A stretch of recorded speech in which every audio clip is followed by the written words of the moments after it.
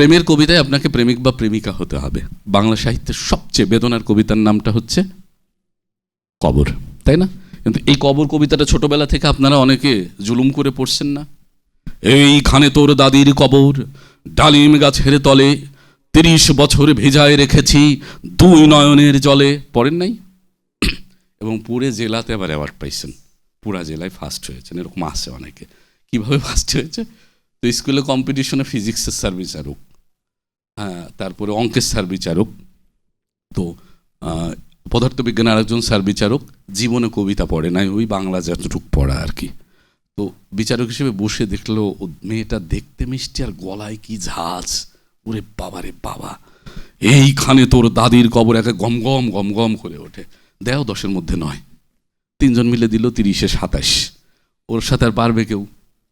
হ্যাঁ, তারপরে এই 3 জন টিচার আবার উপজেলায় গিয়ে বললে এই মেয়ে কিন্তু অসাধারণ, ফাটাফাটি।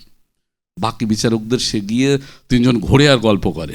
হ্যাঁ, ওইখানেও বিচারক আবার এই রকমই 3 জন। স্বাভাবিক, ও দেখলো গলায় কি ঝাঁজ, ঘটনা ঘটে গেল, ঝাঁঝে ঝাঁঝে ঘটনা ঘটে গেল। কিন্তু কবিতাটার যে 12টা 45 বাজলো, এটার কোনো খোঁজ খবর নাই। কবিতাটি হচ্ছে বাংলা সাহিত্যের সবচেয়ে বেদনার। তারপরে এই শূন্য জীবনে যত কাটিয়েছি পারি, যখন যাহারে জড়ায়ে ধরেছি সেই চলে গেছে ছাড়ি। সারি সারি কবরের গল্প বলছে। হ্যাঁ, কিন্তু এইটাকে যখনই লড়াই করবেন তখন মনে হবে কবর নিয়ে সংগ্রাম হচ্ছে।